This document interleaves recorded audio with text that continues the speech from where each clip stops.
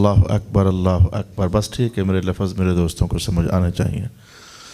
अऊज़ु बिल्लाहि मिनश शैतानिर रजीम, बिस्मिल्लाहिर रहमानिर रहीम।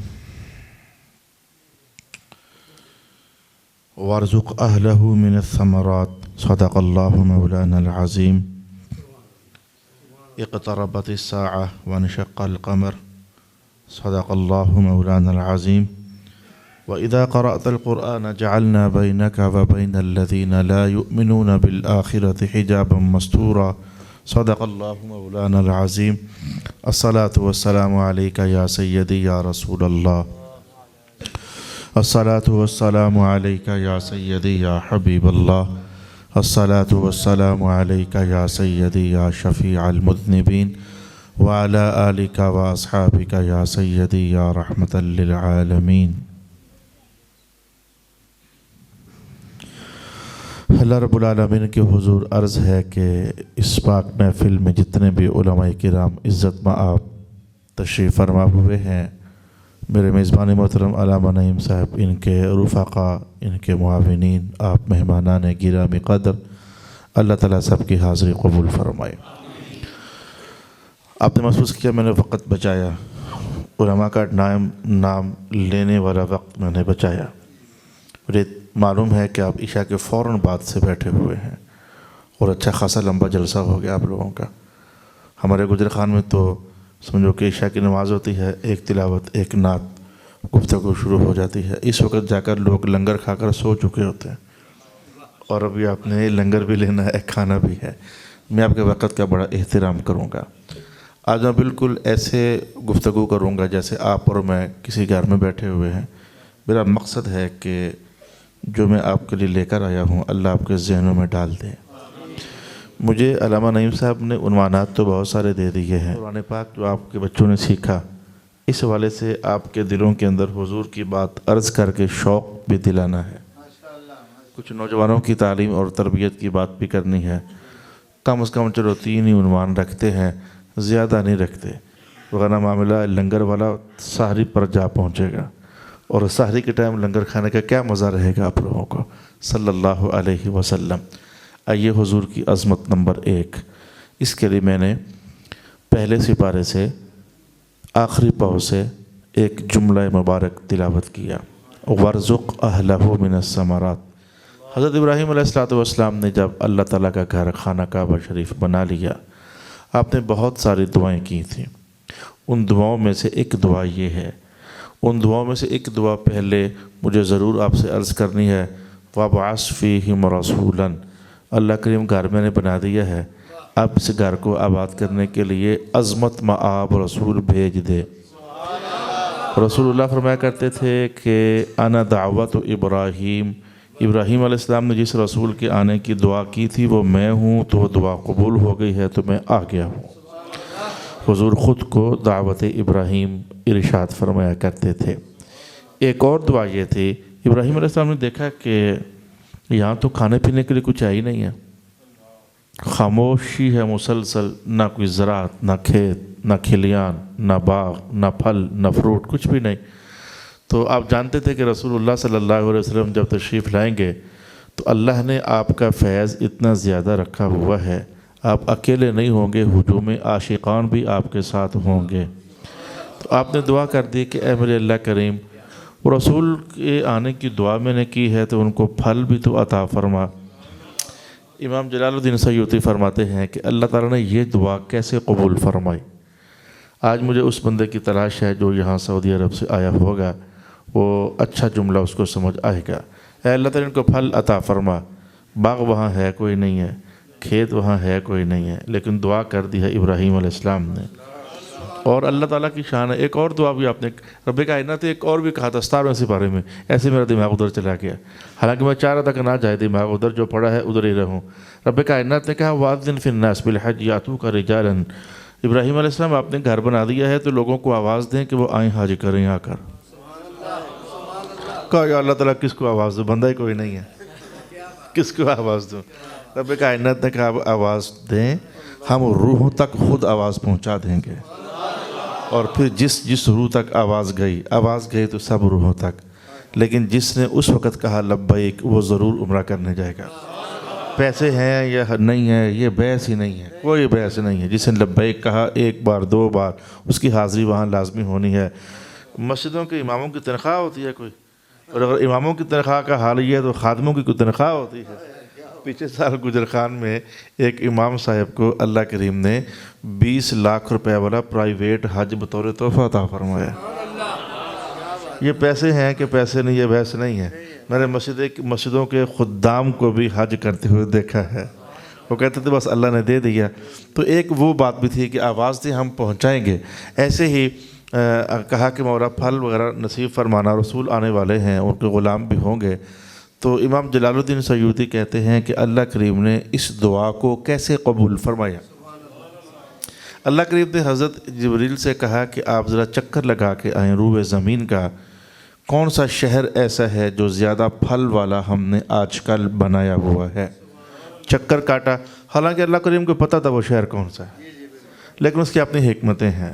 قرآن حکیم میں رش لگا ہوا ہے اللہ تعالیٰ کی طرف سے سوالات کا، حالانکہ اللہ تعالیٰ کو سارے سوال پتہ ہوتے ہیں، جواب بھی پتہ ہوتے ہیں، لیکن ہمیں ذرا پتہ کر کے ہیں کہ کون سا شہر ہے۔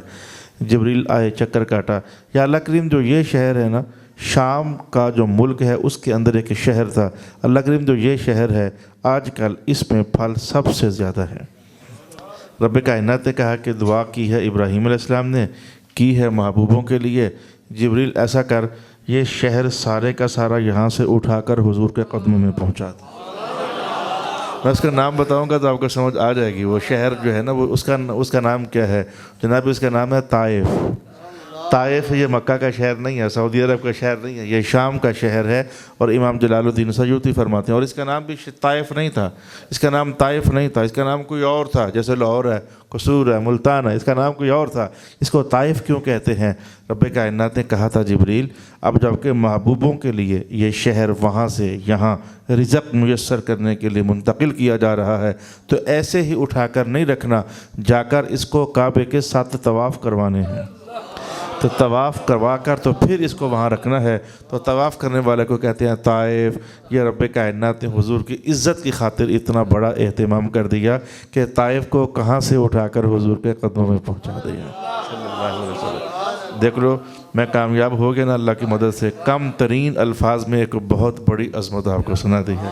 اور علامہ نعیم صاحب آپ کو پتہ ہے علماء جو ہوتے ہیں وہ ان ایسی باتوں کو پونا گھنٹہ لگا لیتے ہیں، شعر بھی لگاتے ہیں، درمیان میں شعر بھی ہوتے ہیں، پھر ان کا مزہ بھی نہیں آتا، پھر اونچی بھی بلواتے ہیں، کیونکہ مجھے ان ساری باتوں سے غرض نہیں ہے۔ اب ایک تو آپ بہت لیٹ ہو چکی ہو، دوسرا میں چاہتا ہوں کم وقت میں علم پورا دوں۔ آپ کے علماء کی عظمتیں پتہ ہے نا اس طرح کی، تو اس طرح کی حدیث ان کو ہاتھ لگے جناب علی تو 2 منٹوں میں کیسے سنائیں گے؟ لہذا ایک میں نے آپ کو سنا دی ہے، یہ پونے گھنٹے کی بات میں نے 5-4 منٹوں میں سنا دی ہے۔ ایک اور آپ کو سناتا ہوں حضور کی عظمت کی بات، اور انشاءاللہ تعالیٰ قرآن حکیم سے نکال کر بتاؤں گا۔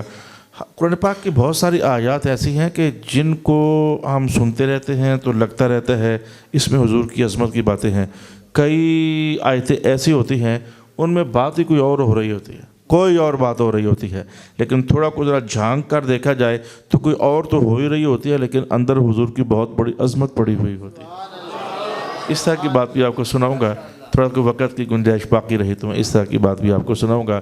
فی الحال میں نے آپ سے کہا اقتربت الساعة وانشق القمر، میں نے یہ اس لیے پڑھ دیا، یہ سورہ قمر کی پہلی 2 آیتیں میں نے اس لیے پڑھی ہیں کہ میں جب گجر خان آیا تھا تو الحمد سے میں نے جمعے پڑھانے شروع کیے تھے، تو کرتے کرتے کرتے آج ہمارا 27واں سپارہ ہو گیا، تو 2-4 جمعے پہلے یہ سورہ قمر ہے، 27واں سپارہ ہے، تو یہ شروع ہوئی۔ جب شروع ہوئی تو ایک ایسی حدیث مجھے میسر ہوئی جو میری زندگی کے 49 سالوں میں پہلی بار میسر ہوئی۔ تو میں نے کہا یار یہ تو اپنے دوستوں کو سناؤں۔ جب سے میں نے اس حدیث کا جمعہ پڑھایا ہے اب تک میں 40 جگہ سنا چکا ہوں۔ دیکھو میں صاف صاف کہہ رہا ہوں 40 جگہ سنا چکا ہوں۔ جہاں جاتا ہوں کہتا ہوں یا اللہ تعالیٰ ان لوگوں کی بھی ذرا لذت تو آئی اس حدیث کی، وہ حدیث ہے کیا ہے؟ انشق القمر، چاند ٹوٹ گیا۔ یہ چاند ٹوٹ جانے پر میں آپ سے 2-3 جملے یوں عرض کرتا ہوں۔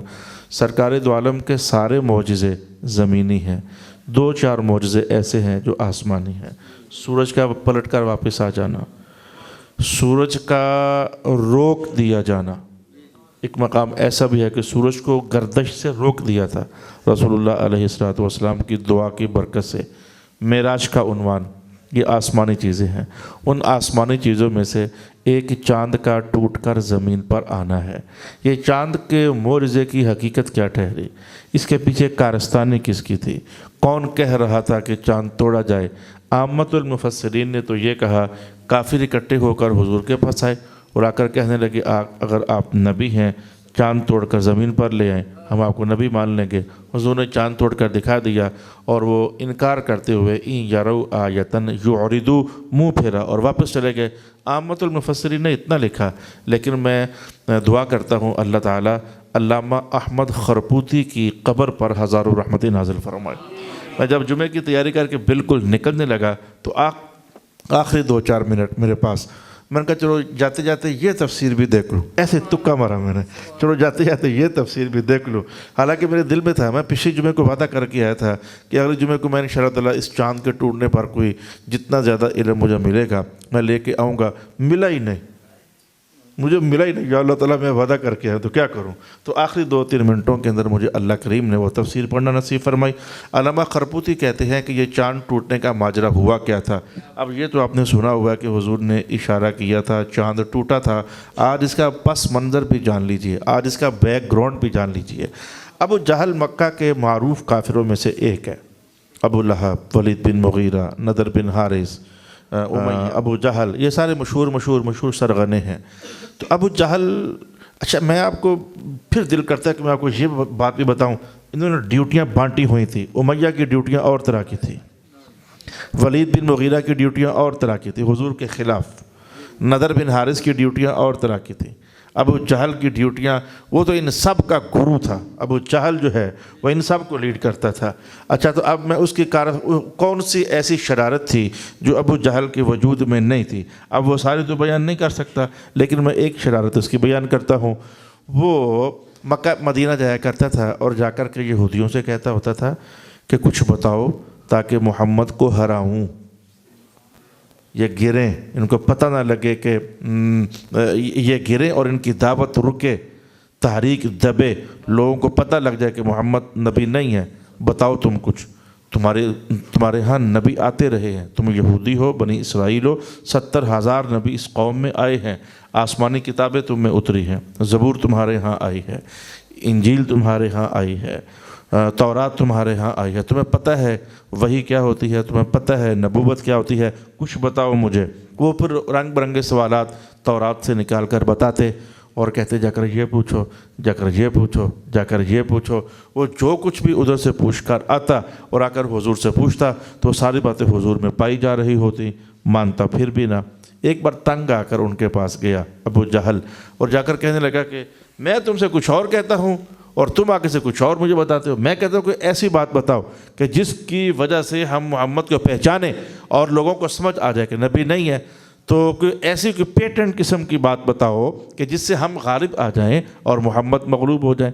اچھا جناب علی، تو اس بار یہودیوں کے علماء نے کہا ہم تمہیں 3 سوال دیتے ہیں، ہم تمہیں 3 سوال دیتے ہیں، جا کر محمد سے پوچھو، اگر تینوں سوالوں کا جواب نہ دیا تو نبی نہیں، اور اگر تینوں سوالوں کا جواب دے دیا تو بھی نبی نہیں۔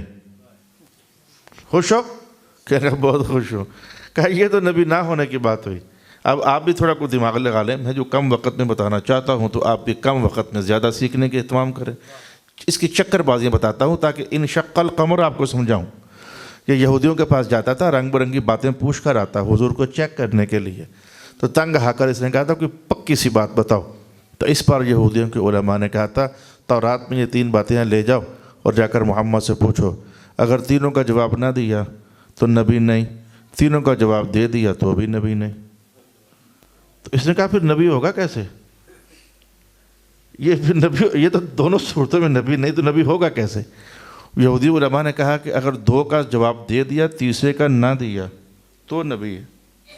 ابو جہل بڑی چھلانگ ماری خوشی سے کہتا اے گل ہوئی نا۔ وہ خوش کیوں ہوا تھا؟ وہ خوش اس لیے ہوا تھا کہ محمد کو میں جانتا ہوں، اس کا علم بہت زیادہ ہے، جو سوال کیا جائے یہ جواب لازمی دیتا ہے۔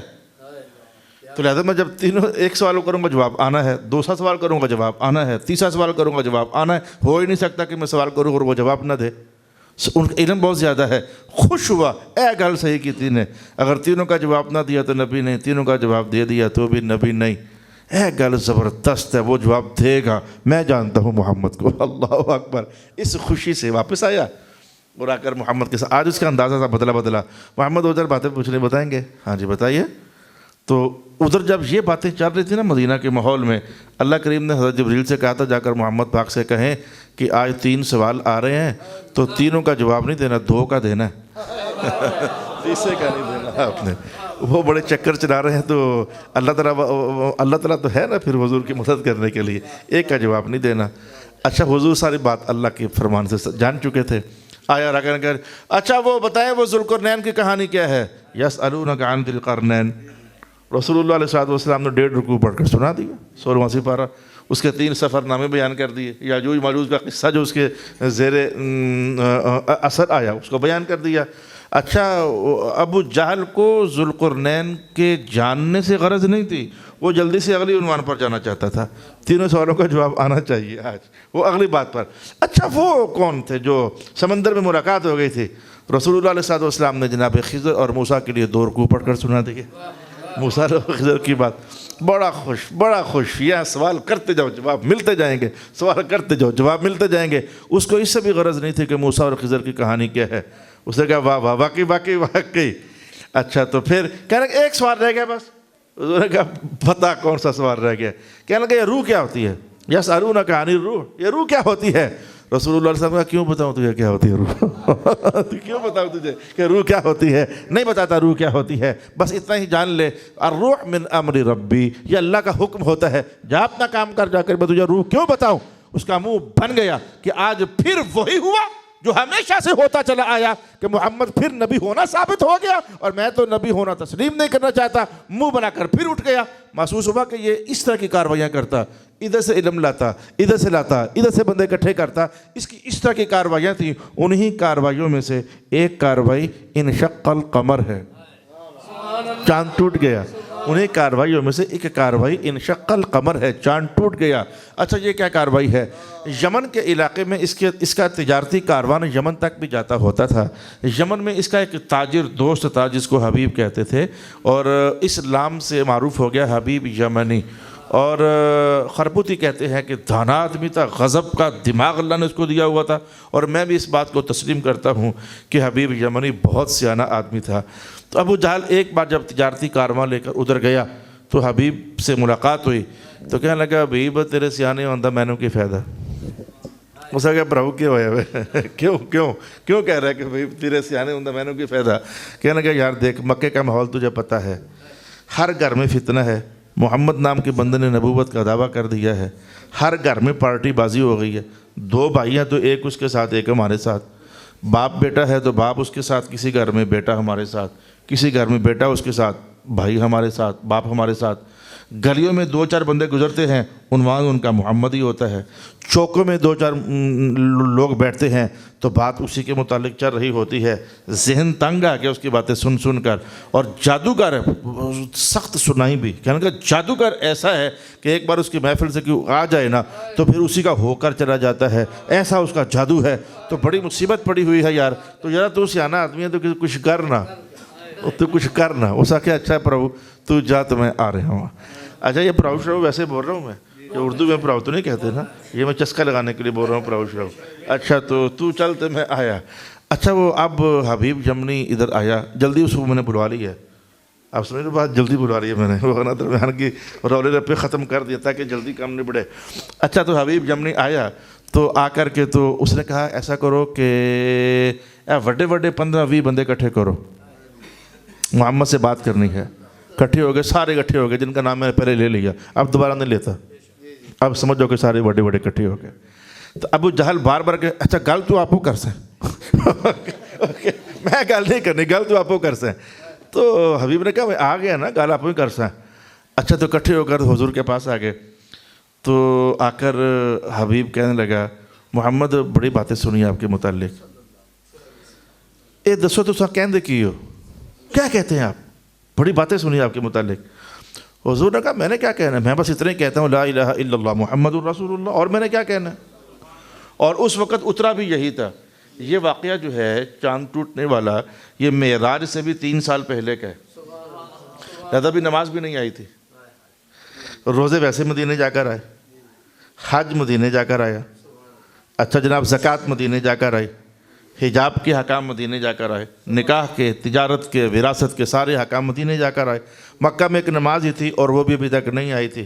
تو حضور یہی کہتے تھے اللہ ایک ہے، یہ سارے خدا نہیں ہے، یہ بت ہیں، اللہ ایک ہے، میں اللہ کا رسول ہوں، میں تو یہی کہتا ہوں. اچھا حبیب سیانا آدمی تھا نا، اس نے کہا محمد بات یہ ہے کہ جب کوئی بندہ کہتا ہے نا میں نبی ہوں تو کوئی نشانیاں ہوتی ہیں نبی ہونے کی، آپ کے پاس نشانیاں ہیں کوئی نبی ہونے کی؟ تو حضور پاک علیہ السلام کی طبیعت مبارک اس طرف آ گئی، اس طرف، جدھر آپ کی طبیعت اس طرف آ گئی کہ نشانی تو ہے حبیب، نشانی تو ہے، پر میں خود نہیں دکھانا چاہتا، تو دس آج میں تینوں کیڑی نشانی دسا. طبیعت ادھر آ گئی، طبیعت ہے. تو حبیب کہنے لگا اے گل ہوئی نہ پوچھنا چاہنا، میں من جیسا جی واقعی تھا نبی ہو تو 2 گل نہ پوچھنا چاہنا، پر پوچھنا واری واری کلیاں کٹھیاں باندھ نہ لگا، پہلے ایک پوچھتا پھر دوجے پوچھتا. اچھا ابو جہل بھی پاس بیٹھا ہوا ہے کہ ہن اے حبیب بات کیا کرتا ہے. اس کا دانائی دیکھو حبیب یمنی کی.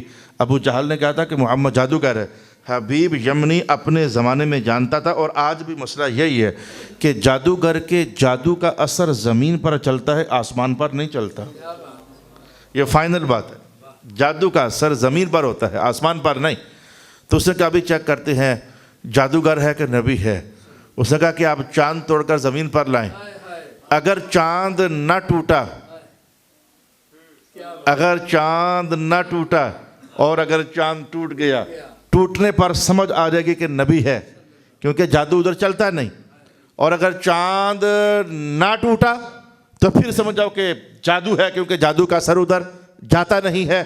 تو اس نے کہا چاند توڑ کر زمین پر لائیں. اس کو اس بات کا پتہ تھا کہ جادو صرف زمین پر چلتا ہے، آسمان پر نہیں. یہ نبی کا بول ہوتا ہے جس کی حکومت اور جس کا راج زمین پر بھی چلتا ہے اور آسمان پر بھی چلتا ہے.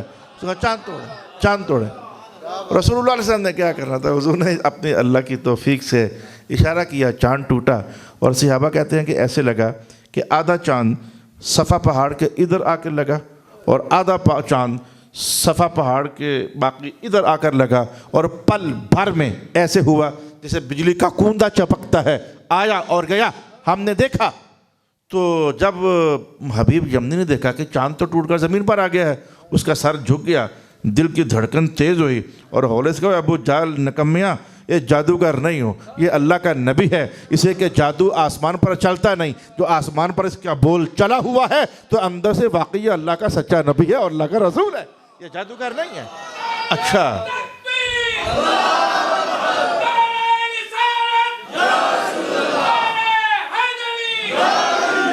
اچھا اچھا اچھا اور بھائیو نعرے کا ٹائم بھی کٹن پیا ہونا نے، یہ نہ ہوئے کہ ٹائم اور کٹ پہ جائے. تو میں 2-4 حدیثیں بھی سنانا چاہتا ہوں. اللہ آپ کی محبت قبول کرے. الصلاۃ والسلام علیکہ یا رسول اللہ وعلی آلہ وصحبہ یا حبیب اللہ. اب حبیب اپنے سر پھینک کر بیٹھ گیا.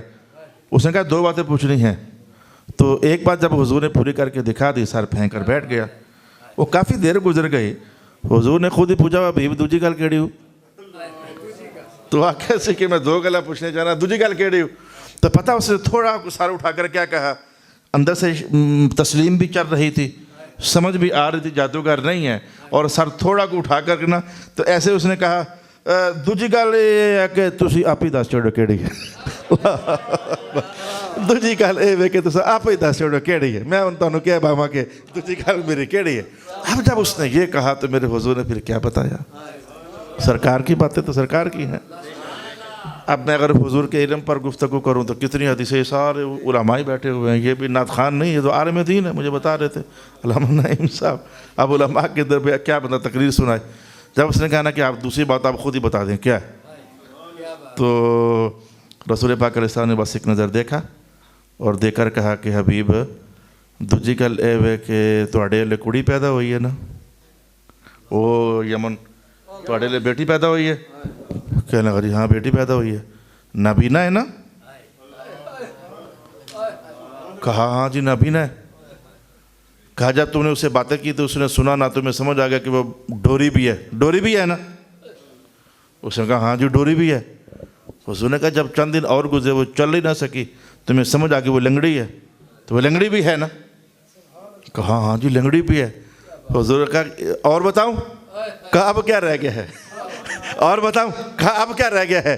میرے حضور نے کہا اب تیرے دل میں یہ چل رہا ہے کہ میں اس نے کیا کرا, اس لڑکی کا میں کیا کروں, یا مر جائے یا شفا مل جائے, میں اس کو کیا کروں؟ نابینا, ڈوری, لنگڑی, یا مر جائے اللہ واپس لے جائے, اور یا شفا مل جائے. کہہ رہا ہاں جی میں آج کل یہی سوچ رہا ہوں.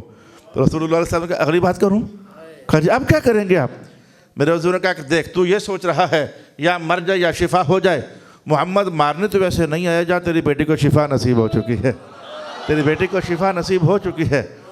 حبیب نے کہا اللہ اللہ اللہ اللہ اللہ, حبیب نے کہا میں نے کہا چاند ٹوٹ کر زمین پر, میں نے کہا دوسرا راز, میرے گھر کی کہانیاں بتا دی, سچ پر سچ چل رہا ہے, حقیقت پر حقیقت چل رہی ہے. جو انہوں نے یہ کہا ہے نا کہ بیٹی کو شفا ہو گئی ہے, جہاں باقی ساری سچی ہیں تو یہ بھی سچی ہے. دامن ٹھنڈا, کپڑا جھاڑا, موڈے پر رکھتے رکھتے کہنے لگا اگر دور میری بیٹی کو شفا دے دی ہے تو جاتے جاتے اپنے حبیب کے دل کو بھی شفا دے دے, اور پڑھا دینا کیا ہے, پڑھا دے کیا ہے, لا الہ الا اللہ محمد الرسول اللہ صلی اللہ علیہ وآلہ وسلم. بھائیو کم وقت میں دوسری شان بھی سمجھ آ گئی آپ لوگوں کو؟ اس سے کم میں اور بچت نہیں کر سکتا وقت کی, اس سے کم وقت کی بچت نہیں کر سکتا. اچھا اب میں ذرا تھوڑا سا درمیان میں آپ کی بات کر لوں ذرا. وہ جو آپ کو یہ نشہ چڑھا ہوا ہے نا کہ ابھی 7 بچوں نے قرآن پاک پڑھا ہے تو 40 کو اور مل جائیں, آپ کے نشے کی بات کر لوں. مجھے کہتے تھے استاد جی دعا کرو, اے نوجوانوں کو سمجھ آ جائے کہ قرآن بڑی شیب ہے, اور یہ تو مجھے پتہ ہے قرآن تو واقعی بڑی شیب ہے.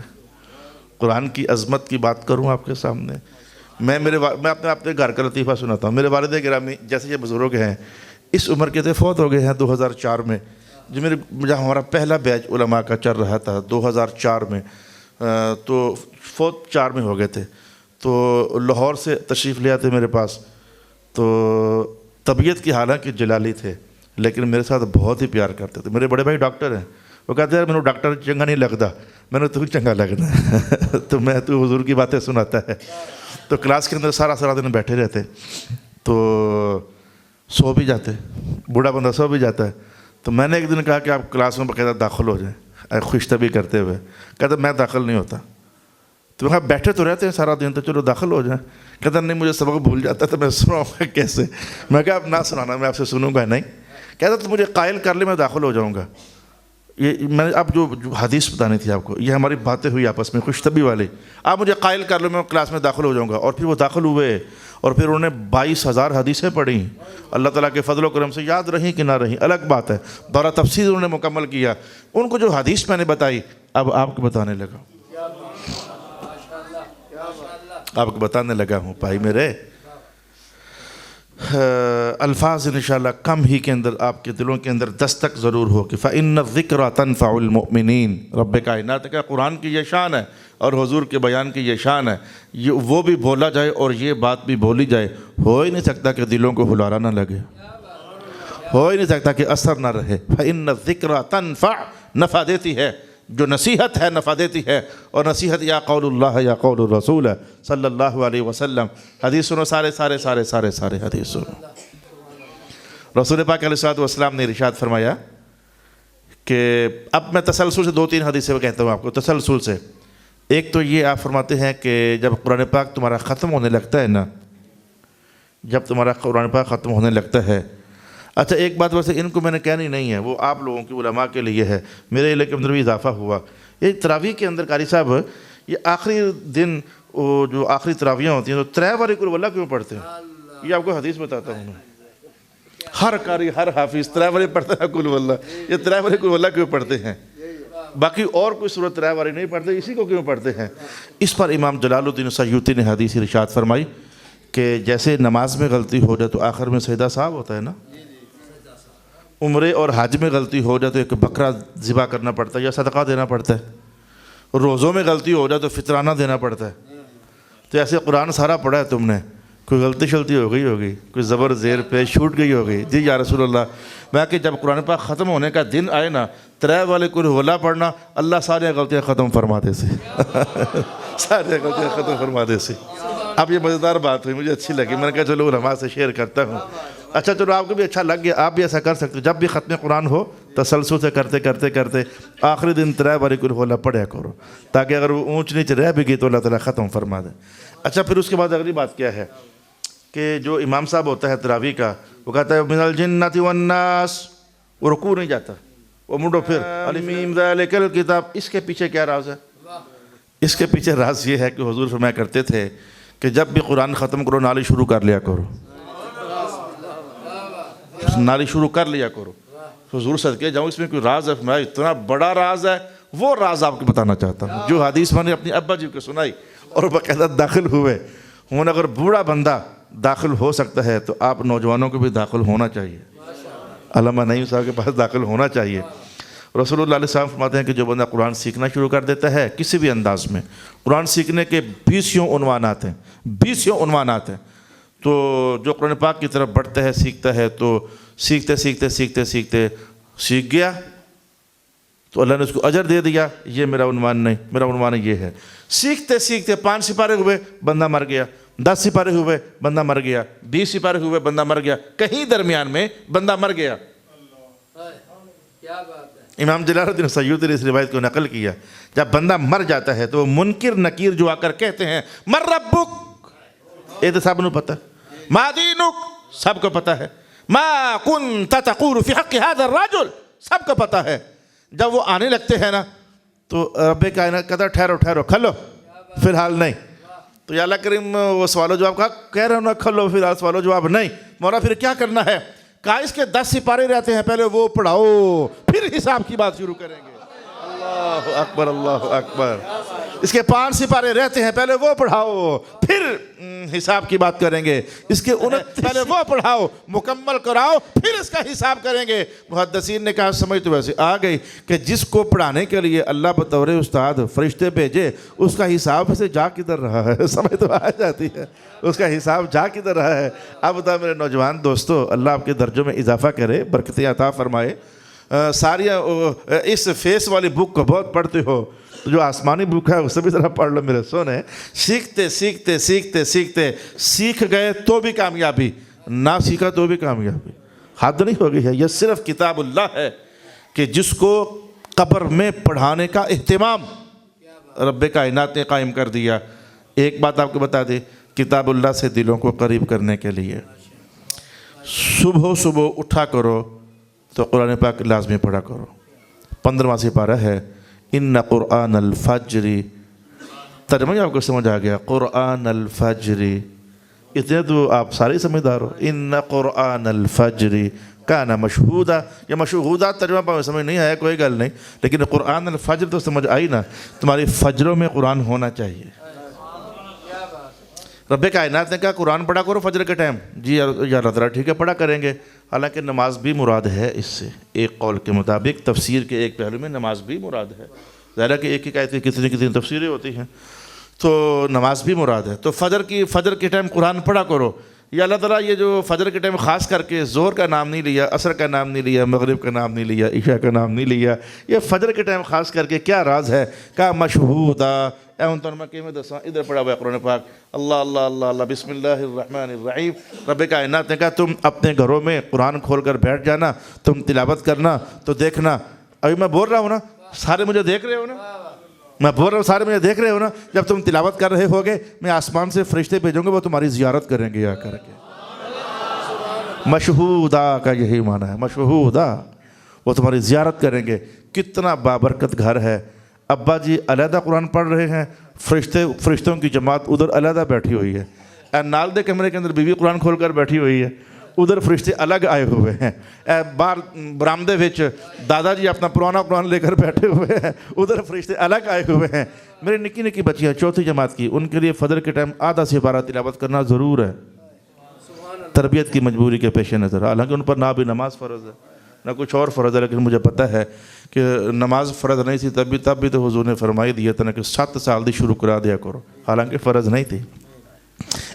تخلقاً و اعتیاداً، وہاں یہی ہے، فرض نہیں ہے، لیکن تخلقاً و اعتیاداً بچوں کی عادت بن جائے۔ بلکہ ایک حدیث میں نے اور پڑھی، لا الہ الا اللہ اذا عرف یمینا من الشمال، حضور فرماتے ہیں بچے کو اسی وقت سے نماز شروع کروا دیا کرو جب وہ سجے ہاتھ کو اور کھبے ہاتھ کو پہچاننا شروع کر دے، رائٹ ہینڈ لیفٹ ہینڈ، اگر وہ اتنا بھی پہچان شروع کر دے، 7 سال والی حدیث تو مشہور ہے، لیکن رائٹ لیفٹ پہچاننا شروع کر دے تو تب ہی اس کو نماز پڑھانا شروع کر دیا کرو۔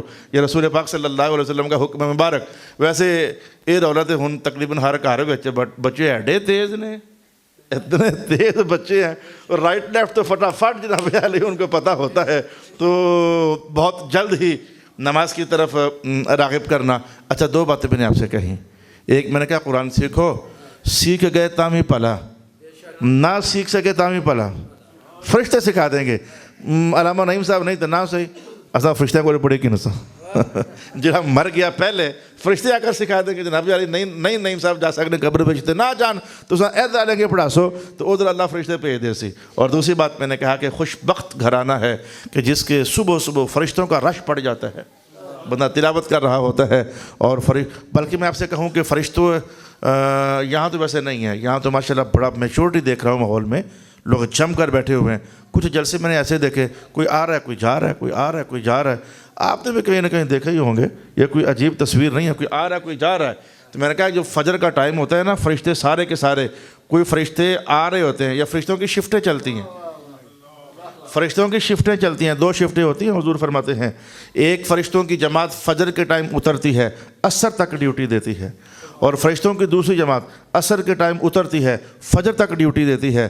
تو حضور فرماتے ہیں فجر کا وقت وہ ہے، رات والے ڈیوٹی دے کر جا رہے ہوتے ہیں، فجر والے ڈیوٹی دینے کے لیے آ رہے ہوتے ہیں۔ یہ آتے آتے زیارت کر رہے ہیں یا جاتے جاتے زیارت کر رہے ہیں؟ یہ دیکھیں میں نے آپ کو وہ بات بتائی ہے، کوئی اس میں خطیبانہ بات نہیں ہے، یہ کوئی وائزانہ کوئی وہ زور شور نہیں ہے، یہ تو وہ بات ہے جو 1 اور 1 کتنے ہوتے ہیں 2۔ اب یہ کوئی خطیبانہ بات ہے؟ یہ تو سچی بات ہے، یہ تو حقیقی بات ہے۔ آسمان اوپر ہے زمین نیچے ہے، یہ کوئی وائزانہ قول ہے کوئی، یہ کوئی جوش دلانے والی بات ہے، یہ تو حقیقت ہے۔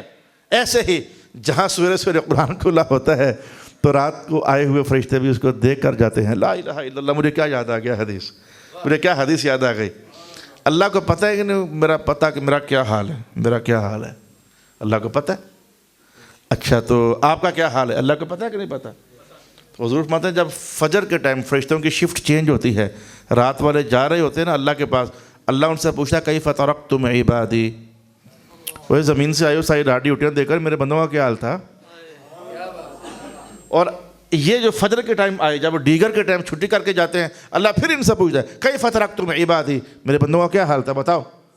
جو فجر کو جاتے ہیں ان سے بھی حال پوچھا جاتا ہے، عصر کے ٹائم جاتے ہیں ان سے بھی حال پوچھا جاتا ہے۔ حدیث بتاؤں آپ کو، یعنی آپ کا اور میرا حال پوچھا جا رہا ہو تو میرے بندوں کا حال کیا تھا؟ حضور فرماتے ہیں فرشتے کہتے ہیں یا اللہ تعالیٰ تیرے بندوں کا بھی کیا حال تھا، فجر کا ٹائم گئے تھے نماز کی تیاری کر رہے تھے، عصر کے ٹائم آئے ہیں نماز پڑھ رہے تھے۔ وہ عصر والے بھی یہی کہتے ہیں مولا عصر کے ٹائم گئے تھے تو نمازوں کی تیاریاں ہو رہی تھیں، فجر کے ٹائم آئے ہیں تو پھر نمازوں کی تیاریاں ہو رہی تھیں، مولا ان کو جب دیکھو نماز ہی پڑھ رہے ہوتے ہیں، یہ تیرے بندوں کا حال ہے۔ اللہ انہی فرشتوں سے کہتا ہے تم گواہ بن جاؤ جو فجر اور عصر میں نمازوں کی تیاریاں کر رہے تھے، میں نے ان سب کو بخشش عطا فرما دی ہوئی ہے، بخشش عطا فرما دی ہے۔ اسے فجر کی نماز بڑی خاص نماز ہے اور عصر کی نماز بھی بڑی خاص نماز ہے۔ بہت سیاستدان ہو ٹائم پیس کہیں سامنے آپ نے لگایا نہیں ہے، میں ادھر دیکھا تو کوئی نظر نہیں آیا، ادھر دیکھا پلیکھے میں 2 منٹ آگے نکل جائیں۔ یہ علماء جو ہوتے ہیں بڑے خطرناک لوگ ہوتے ہیں۔ الصلاۃ والسلام علیکہ یا سیدی یا حبیب اللہ۔ سچی گل جی، ایک بار میں جلسہ کرنے گیا تو انہوں نے گھڑی کا سیل نکال لی، اور سامنے گھڑی لگی میری، کافی دیر گزر گئی، اور سوئی ادھر کی ادھر، میں کہوں یا اللہ گھنٹہ کب پورا ہو تو میں جاؤں، وہ کافی دیر گزر گئی، میں کہوں پائیا کہ وہ کہنے سے سیل کٹے ہوئے انا للہ و انا الیہ راجعون۔ ایسا بھی ہو جاتا ہے تو کہیں آپ نے کوئی ماحول تو نہیں بنایا کہ گھڑی پیچھے لاؤ تاکہ پتہ ہی نہ لگے کیا ہے بھائی۔ لا الہ الا اللہ۔ کون کون قبر میں جب سوال ہو تو جواب دینے کا موڈ رکھتا ہے کہ مجھے جواب آ جانے چاہیے؟ میں ہاتھ نہ کھڑے، مجھے غرض نہیں ہاتھ نہیں کھڑے کرواتا ہوتا، لیکن دل کی آواز تو سب کی یہی ہے نا۔ مجھ سے پوچھا جائے میں ربو کا، میں جواب دے سکوں، مجھ سے پوچھا جائے مادینوں کا، میں جواب دے سکوں۔ ہر بندے کا دل یہ تو ہمارا اپنا دل بھی ہے ہی ہے۔ اور میں مشکات المصابیح آسان ترین کتاب ہے. ویسے جس کتاب کے اندر بھی باب الجنائز ہے، حدیث کی ہر کتاب میں باب الجنائز نہیں ہے، یہ بتاؤں آپ کو کہ حدیث کی ہر کتاب میں باب الجنائز نہیں ہے. یہ فیملیز ہیں، مسانید کون سی ہوتی ہیں، جوامع کون سی ہوتی ہیں، مراسیل کون سی ہوتی ہیں، صحاح کون سی ہوتی ہیں، یہ فیملیز ہیں. ہر کتاب کے سنن کون سی ہوتی ہیں، یہ ہر کتاب کے اندر باب الجنائز نہیں ہوتا. لیکن جس کتاب کے اندر باب الجنائز، جنازوں کی احکام پڑھیں گے، وہاں یہ حدیث آپ لازمی پڑھیں گے. تو سنو قرآن پاک کی ایک اور برکت آپ کو بتاؤں. سرکار دو عالم علیہ السلام نے ارشاد فرمایا کہ جب فرشتے پوچھتے ہیں کہ من ربو کا، تو جو بندہ جواب دے لیتا ہے نا ربی اللہ، اور جو جواب دے لیتا ہے دین الاسلام، اور جو جواب دے لیتا ہے کہ یہ تو میرے سرکار ہیں. اب یہ باتیں آپ کو پتہ ہے، میں کیا اس پر ٹائم لگاؤں. جو جواب دے لیتا ہے تو فرشتے کہتے ہیں چوتھا سوال پوچھتے ہیں. فرشتے اس سے چوتھا سوال پوچھتے ہیں. اچھا ویسے مجھے نہ کچھ کہنا، میں تو آپ کو حدیث میں جو لکھا ہوا ہے مشہور تو 3 سوال ہیں. چوتھا سوال تو مشکات کے اندر بھی ہے. اور علامہ قرطبی نے ایک روایت نقل فرمائی، بعض خاص بندے ایسے بھی ہوتے ہیں جن سے 7 سوال ہوتے ہیں. یا اللہ، التذکرہ کے اندر علامہ قرطبی نے یہ حدیث نقل فرمائی ہے. مجھے نہیں پوچھنا کہ آپ نے یہ کہاں سے پڑھی، میں نے تو بتا دیا کہاں سے پڑھی ہے. التذکرہ کے اندر علامہ قرطبی نے یہ حدیث نقل فرمائی. کچھ لوگوں سے 5 بھی ہوتے ہیں، کچھ لوگوں سے 6 بھی ہوتے ہیں، اور کچھ لوگوں سے 7 سوالات بھی ہوتے ہیں. وہ تفصیل وہاں جا کر پڑھیں. اچھا فرشتہ چوتھا سوال پوچھتے ہیں. تو تریا تے سنے ہوئے نے نا رب کڑائی دین کیڑائی تے انہاں دے بارے کیا کہنا ہے. تریا تے سنے ہوئے نے نا. چوتھا سنو اے میرا. فرشتے کہتے ہیں من علمک ھذا، وہ تو پہچان لیا کہ اللہ رب ہے، دین اسلام ہے. یہ گل دس تینوں یہ گل بھائی کس من علمک ھذا، تجھے کس نے کہا، کس نے سکھایا تجھے؟ رب اللہ ہے، دین اسلام ہے. بندہ پتہ کیا جواب ہوتا ہے؟ کہتا سکھانا کس نے تھا؟ قرأت کتاب اللہ، میں اللہ کا قرآن پڑھتا ہوتا تھا. یہ اس کی برکت ہے کہ اللہ بھی پہچان میں آ گیا، محمد مصطفیٰ بھی پہچان میں آ گیا. تو قرآن سے جڑنے والا شخص، پڑھتے رہنے والا شخص، قرآن کا خادم، قرآن کا نوکر. پایا وہ ایک بار ایک بندے نے مجھ سے پوچھا، یہ بالکل میں باتیں جھوٹی نہیں کہتا ہوتا، مجھے جھوٹ نہیں اچھا لگتا. میں اور وہ سفر مجھے گاڑی پہ لینے آیا تھا ایک پروگرام پر جانے کے لیے. تو مجھ سے کہتا جی اگر میں رٹا لگاؤں ربی اللہ ربی اللہ ربی اللہ ربی اللہ دین الاسلام دین الاسلام دین الاسلام، رٹا لگاؤں، میں سوالوں کا جواب دے سکوں گا؟ میں کہا نہیں، ادھر کے سوالوں کا جواب رٹے سے نہیں آتا. تو کہنا ہے لیکن میرا دل ہے کہ میں جواب دوں. تو پھر رٹا لگانے سے نہیں، تو پھر کیسے جواب دوں؟ میں نے کہا طریقہ وہ ہے جو حضور نے فرمایا ہے، جتنی زیادہ سے زیادہ ہو سکتی ہے تلاوت کر، اللہ تیرے دل میں سوالوں کا جواب خود القاء فرما دے گا. یہ طریقہ ہے. اچھا اب میں ذرا ٹائم دیکھ کر کے نوجوانوں ایک بات آپ کو بتاؤں. یہ ادھر نا جدھر علامہ ادریس صاحب پڑھ کر آئے ہیں ہمارے بڑے استادوں کے پاس، ایک جگہ ہے موڑی کھتریل. مجھے خان والوں کو پتا ہے موڑی کھتریل کوئی بہت دور کی بات تو ہے نہیں ہے. میں ادھر اس بار پروگرام کے لیے گیا تو امام صاحب کہتے ہیں کہ ایس باری تقریر بیچنا اے گل لازمی کرے آنے. میں کیڑی اے ساڑھے منڈے بڑے خراب ہو گئے نے. میں کیا کرتے ہیں؟ کہتے ہیں چوکوں میں بیٹھ کر کڑیاں دیکھتے ہیں. تو ان کو ایک بات آپ نے کوئی حدیث بتانی ہے. میں کیا بتاؤں گا؟ اے موڑی کھتریل نہیں، ہر جگہ موڑی کھتریل ہے. لڑکوں کی حالات ٹھیک نہیں ہیں، لڑکوں کی حالات ٹھیک نہیں ہیں، حالات ٹھیک نہیں ہیں. اب میں ایک حدیث بتاتا ہوں. وہ حدیث آپ نے کہا تھا تربیت کی بات کوئی نہ کوئی لازمی چھیڑ خانی کر دینا. یہ چھیڑ خانی کر رہا ہوں، بانے بانے سے چھیڑ خانی کر رہا ہوں، آپ کے دل کی آوازیں ان تک پہنچا رہا ہوں. کوئی اچھا سکھانے والا استاد مل جائے تو اللہ کا شکر ادا کیا کرو. بطور ڈیوٹی تو بہت سارے لوگ مل ہی جاتے ہیں. ہمارے مشائخ ہمیں کہتے ہیں کہ مسجد کی خدمت بطور ڈیوٹی نہیں. اللہ کے لیے تم نے کیا کیا؟ 5 نمازوں سے ہٹ کر کچھ ایسا ہے کہ نہیں؟ 5 نمازیں تو پڑھاؤ گے نہ پڑھاؤ گے تو مسجد والے نکال دیں گے، وہ تو ڈیوٹی ہو گئی. اللہ کی خاطر کیا کیا ہے؟ اب یہ جو قرآن پاک بچوں نے پڑھے، میرا خیال ہے اس کی کوئی فیس تو کوئی نہیں ہوگی. اللہ تعالیٰ انشاءاللہ دے گا، اللہ ہی دے گا. تو جو اللہ کی خاطر عالم کام کرنے والا ہوتا ہے اس کو اللہ تعالیٰ کی طرف سے تحفہ اور عطیہ سمجھا کریں. اچھا جناب علی، میں نوجوان لڑکوں کدھر ہو؟ سارے میٹرک والے بچے میری بات سنو، ایف اے والے بھی سنو. کالجوں میں جاتے ہو، اسکولوں میں آتے ہو، چوکوں میں کھڑے ہو کر گڑبڑ کرتے ہو. رسول پاک علیہ السلام کی ایک حدیث کے الفاظ آپ کے سامنے پڑھنا چاہتا ہوں. قال علیہ السلام عفوا عن النساء تعف نساؤکم او کما قال علیہ السلام. اوروں کی جو عورتیں ہیں ان سے تم اپنی نظر جھکا لو، تمہاری عورتوں سے اللہ اوروں کی نظر جھکوا دے گا. یہ ہے مکافات عمل۔ قرآن حکیم میں ڈھیروں آ جاتے ہیں، مکافات عمل جیسا کرو گے ویسا بھرو گے، پہلے سپارے ہی سے بیان شروع ہو جاتا ہے مکافات عمل کا، پہلے سپارے ہی سے بیان شروع ہو جاتا ہے۔ تو نوجوان پترو، اگر چاہتے ہو کہ ہماری بہن کو کوئی غلط نہ دیکھے تو سونے پھر آپ اپنی نظر سے اوروں کی بہنوں کو بچاؤ۔ ہماری بیٹی کو کوئی غلط نہ دیکھے تو پھر آپ اپنی نظر کو دوسروں کی بیٹیوں سے ہٹاؤ۔ ہماری امی کو کوئی غلط نہ دیکھے، پھر حضور کہتے ہیں تم اوروں کی عورتوں سے نظریں بچا لو، اللہ تمہاری عورتوں سے نظریں پھیر دے گا۔ مکافات عمل ہے، مکافات جیسا کرو گے ویسا بھرو گے۔ ایویں خام ہمارا دل کرنے لگ گیا کہ میں اس پر اور بھی سناؤں کہ مکافات عمل کیا شے ہوتی ہے، لیکن نہیں، اب میں نے دل کو روکا ہوا ہے۔ تو آخری حدیث کہتا ہوں جس میں قرآن حکیم کی بات نہیں، ایک اور حدیث کہتا ہوں، اور وہ تو میں کیسے ہی کہتا ہوں، ایک اور حدیث بتاؤ نوجوانوں اور بوڑھوں اور بزرگوں۔ ابھی آپ لوگوں نے مجھے ہار کیوں نہیں ڈالے آج؟ وہ میں نے خود ہی منع کرتا ہوں، لیکن جہاں جاتا ہوں نا لوگ پتیاں لے کے کھڑے ہوتے ہیں، ہار ڈالتے ہیں۔ یہ ہاروں کی بات میں نے جان بوجھ کر چھیڑ خانی کی ہے۔ یہاں تو جو میرے دوست ہیں ان کو تو پتہ ہے کہ میں نعرے اشارے ان سے جان چھڑاتا ہوں۔ تمہارے واسطے ماحول بنا رہا ہوں ایک حدیث کہنے کا۔ میں کہتا ہوں جتنا ہوں مجھے اتنا ہی رہنے دو، تمہارے نعرے مارنے سے میں نے کیا بڑا ہو جانا ہے، نہ مارنے سے میں نے چھوٹا نہیں ہو جانا، جو ہوں اتنا ہی ہوں۔ اچھا، تو یہ جو کوئی مہمان آئے تو اسے گلے میں ہار ڈالتے ہو، پتیاں پھینکتے ہو، تھوڑا کو منہ پر اسمائل لاتے ہو اور باہیں ذرا ایسے کرتے ہو، چند قدم آگے بڑھتے ہو، دروازے پر ہی کھڑے ہو جاتے ہو، اس سارے کچھ کو حدیث کی زبان میں کیا کہتے ہیں؟ اسی کو میں آخری حدیث کر دوں گا، لیکن بات کی پلے بناؤ تو صحیح، میں اسی کو آخری حدیث کر دیتا ہوں، آپ پریشان نہ ہو۔ یہ جو میں نے ویڈیو نامہ آپ کے سامنے پیش کیا، کوئی مہمان آیا، چلو عمرہ کر کے کوئی آیا ہے، اذا قدم الغائب علیکم، میرے حضور نے تو کلی جملہ بولا ہے، تو کوئی عمرہ کر کے آیا، آپ نے پھول کانا لیا، اس پر ہار ڈالے، ایک ایک کر کے ہار ڈال رہے ہو، جفیاں لگا رہے ہو، مسکرا رہے ہو، اور یہ جملے اولے اولے بول رہے ہو، سفر سارا خیر سے گزر گیا ہے نا، یہ سارے جملے بولتے ہو، اس سارے کچھ کو عربی زبان میں اور حدیث کی زبان میں کیا کہتے ہیں؟ اسے کہتے ہیں تبشبش کرنا، تبشبش کرنا، آنے والے کو ویلکم کرنا، تبشبش کرنا، ویلکم کرنا۔ اور ویلکم کرنا اتنا اہم عنوان ہے کہ رسول پاک علیہ السلام نے بھی ایک بار ویلکم کروایا، وہ بھی ایک دلچسپ کہانی ہے۔ حضور کی شادی پر تشریف لے کر گئے مدینہ شریف میں، تو صحابہ ادب کے ہمارے بالکل سر ادب سے جھکا ہوا ہے، تو خاموش۔ رسول اللہ علیہ السلام نے کہا شادی ہو رہی ہے اور یہ خاموشی چھائی ہوئی ہے۔ حضور نے صحابہ سے پوچھا آپ کی شادی ہو رہی ہے تو کوئی ہنگامہ نہیں کرتے ہو؟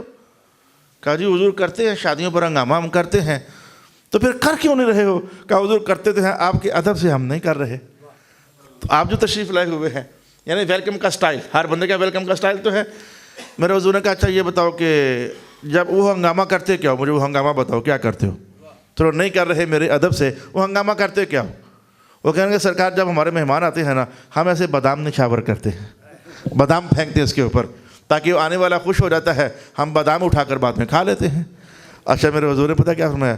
اچھا تو اپنے بادام تیار کرو تو میں واپس جاتا ہوں، تم اپنے بادام تیار کرو میں واپس جاتا ہوں، اور میں وہاں سے ہو کے واپس آتا ہوں، تم بادام پھینکو تاکہ تمہاری شادی تو لگے نا کم از کم۔ حضور کہے تشریف لائے، صحابہ نے بادام پھینکے، میں لگا نا پتہ کہ شادی ہو رہی ہے۔ تو رسول اللہ علیہ السلام نے بھی ویلکم کا سٹائل۔ اچھا اب آپ کو میں جلدی سے سمیٹوں، یہ ویلکم سمجھ آ گیا آپ کو؟ ہر بندے کا اپنا اپنا الفاظ، اپنے طریقہ کار اپنا اپنا۔ ایک بار میں کشمیر گیا، آج سے کوئی 15 سال پہلے، 16 سال 15 سال پہلے، تو انہوں نے پتہ کیسے ویلکم کیا؟ مجھے پتہ ہی نہ چلا کہ یہ کیا ہو رہا ہے۔ میں کہا شاید کوئی ایکسیڈنٹ ہو گیا۔ وہ 70-80 موٹر سائیکلیں، تو سڑک بھری ہوئی ہے، تو میں نے کہا مارو لیٹ ہو جاؤں گے۔ پہلی بار میں گیا تو میں کہا اتنا رش ہے تو یہ کیا کوئی ہنگامہ ہو؟ کہتے ہیں ہنگامہ نہیں، یہ جلسے والے لوگ آئے ہوئے نوجوان ہیں، یہ آنے والے عالم کا یوں استقبال کرتے ہیں۔ اب یہ ان کا ویلکم کا سٹائل ہو گیا۔ تو اسے کہتے ہیں تبشبش۔ تبشبش اگر معنی سمجھ آ گیا، تبشبش آنے والے کا استقبال کرنا۔ رسول اللہ فرماتے ہیں نماز تو پڑھنی ہے، مسجد میں آ کر پڑھا کرو جیسے تم اپنے آنے والوں کا تبشبش کرتے ہو، جب تم آتے ہو تو اللہ تمہارا تبشبش کر رہا ہوتا ہے، اللہ تمہارا تبشبش کر رہا ہوتا ہے۔ میں جانبوجھ کا جفی معنی کر نہیں پا رہا، میری مجبوری ہے، اللہ تعالیٰ جفیاں لگانے سے پاک ہے، لیکن مضمون کچھ تو سمجھ آ رہی نا آپ کو؟ یہ متشابہات میں سے کچھ کلمات ہوتے ہیں، متشابہات میں سے ہوتے ہیں، ترجمہ ہو جاتا ہے لیکن مضمون نہیں کھلتا، لیکن سمجھ آ جاتی ہے کہ ہے کوئی بہت بڑی سی بات، یہ متشابہات میں سے ہے. یہ جاتے جاتے بتا ہی دوں یہ کیا ہوتا ہے. 2-3 جملوں کے اندر ترجمہ سمجھ آ گیا لیکن مضمون نہ کھلا. جیسے قرآن حکیم نے کہا جاء ربک، آپ کا رب آ گیا. کہاں گیا ہوا تھا جو آ گیا؟ تو جہاں آیا ہے تو پہلے یہاں نہیں تھا اس لیے آ گیا. تو جہاں سے آیا ہے تو اب وہاں نہیں ہے. کیا معنی ہو گیا جاء ربک، رب آ گیا؟ ترجمہ تو ہو گیا لیکن جو میں نے چھیڑخانی کی ہے وہ سمجھ سے باہر ہو گئی نا کہ کیا اب جہاں سے آیا تو ادھر نہیں ہے کیا؟ تو پہلے ادھر نہیں تھا تو اس لیے آیا. مشکل سی بات ہو گئی. حدیثوں کی دنیا کے اندر بھی متشابہات ہوتے ہیں. جب میں نے آپ کو مسجد میں آنے کی یہ جو ماحول بار بار بنایا یہ متشابہات میں سے ہے. جیسے کہ نماز کی ایک حدیث بتاؤں اور میں اٹھ کر جانے لگا ہوں. متشابہات میں سے نماز کی ایک حدیث بتاؤں. پتہ کیا حدیث ہے؟ صلی اللہ علیہ وسلم. یہ دیکھ لو مائک میں نے ہٹا دیا ہے اور بس ادھر سے راستہ لے کر میں چلا جاؤں گا. یہ نماز میں کیا ہے؟ ایکشن نمبر 1 قیام، ایکشن نمبر 2 رکوع، ایکشن نمبر 3 سجدہ، ایکشن نمبر 4 قعدہ. یہ حدیث سمجھ نہیں آئی تھی. صحیح بات ہے نہیں سمجھ آئی تھی. اور جب یہ سمجھ آئی تو جس حدیث کی وجہ سے سمجھ آئی اب وہ نہیں سمجھ آ رہی. عجیب بات بتا دوں، مجھے علم نہ آئے تو میں سچ بولتا ہوں مجھے نہیں آیا.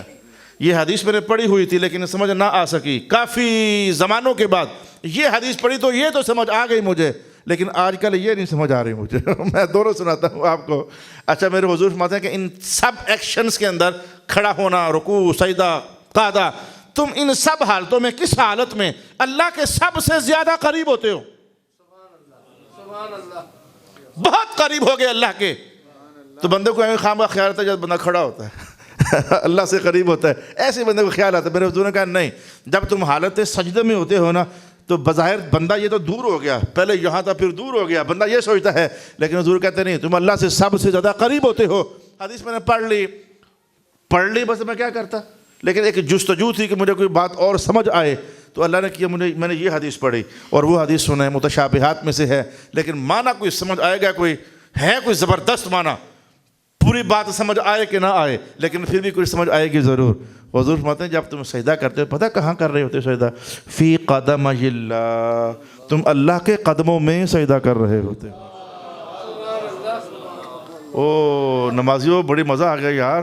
ہم جب سجدے میں ہوتے ہیں تو اتنے قریب ہو گئے اللہ سے، اتنے قریب ہو گئے اللہ سے کہ اللہ کے قدموں میں ہمارا سر پڑا ہوا ہے. متشابہات میں سے ترجمہ ہی میں نے کیا ہے. اگلی کہانی مجھے بھی سمجھ نہیں ہے. اور رسول اللہ ایسا کرتے رہتے ہوتے تھے یہاں بھی بندہ اللہ سے بہت قریب ہو گیا. حضور یہ عنوانات چھیڑتے رہتے ہوتے تھے. جیسے کہ یہ 1000 روپیہ میں ایک غریب آدمی کو دینے لگا ہوں تو یہ دیکھو میں نے 1000 روپیہ دیا، یہ میں نے چھوڑ دیا، اس نے لے لیا، میں نے دے دیا. ایک میرا ہاتھ ہے ایک اس کا ہاتھ ہے. حضور نے کہا نہیں ایسے تو نہیں ہوا، ایسے تو نہیں ہوا. تو حضور کیسے ہوا ہے؟ میں دینے والا دے رہا تھا، غریب آدمی لے رہا تھا تو اللہ نے تم دونوں کے ہاتھوں کے درمیان اپنا ہاتھ ڈال دیا. اللہ نے قرب بیان کیا. حضور اتنا تم قریب ہو گئے جب دے رہے ہوتے ہو کسی کو اتنا قریب ہو چکے ہو کہ تم دونوں کے ہاتھوں کے درمیان اللہ نے اپنا ہاتھ ڈال دیا. میرے حضور اللہ ایسا کیوں کرتا ہے؟ کہا اس لیے تاکہ اسے بھی اللہ ہی دے اور سب کو اللہ ہی دے رہا ہے. اس لیے رب کائنات دینے والوں کو کیا کہا؟ تم اسے نہیں. من ذا الذی یقرض اللہ، کون ہے تم میں سے جو اللہ کو قرضہ دیتا ہے؟ مولا ہم تو غریب کو دے رہے ہیں. کہا غریب کو میں نے دیا، تم نے مجھے دیا ہے. اللہ اکبر اللہ اکبر. غریب کو میں نے دیا ہے، تم نے مجھے دیا ہے. اچھا بھائیا کافی ٹائم اوپر لے گیا ہوں میں، یعنی نہ چاہتے ہوئے میں ان بندوں کی توجہ کو دیکھ کر میں نے اللہ کی محبت کی خاطر 2-4 منٹ اوپر چلا گیا ہوں. ورنہ میرے نظم و ضبط کو آپ شدید جانتے ہیں. میں تو جتنا منٹ کم ہو جاتے ہیں اتنی میری تقریر چھوٹی ہو جاتی ہے. لیکن میں نے آج ایسا نہیں کیا. انہوں نے کہا جی بڑے ذوق سے لوگ آئیں گے دور دراز سے. مگر اچھا میں کھل کر سنا دوں گا. پھر بھی نہ چاہتے ہوئے گھنٹہ بھر کا بیان ہو گیا ہے. اللہ تعالیٰ آپ لوگوں کے ذوق شوق سلامت رکھے. پر ان مزہ تب ہے نا کہ بھئی آپ کوئی غلط دل نہ بن کے جاؤ نا، کوئی بات تو دل میں اتار کر جاؤ نا. کوئی اللہ کے تبشبش لو، کوئی سویرے اٹھ کے قرآن پڑھو، کوئی اللہ کے قدموں میں سجدے دو، کچھ مال دیتے ہوئے اپنے ہاتھ کو اللہ کے ہاتھ سے قریب کرو. یہ کوئی رنگ لو نا، مزہ آئے بھائی. تو اللہ تعالیٰ آپ کو اور زیادہ ذوق اور شوق عطا فرمائے. مجھے ادھر سے راستہ دے دیجئے. آپ کا وہ لنگر شریف اور قرآن پاک کے انعام وہ چلتے رہیں گے. السلام علیکم ورحمۃ اللہ.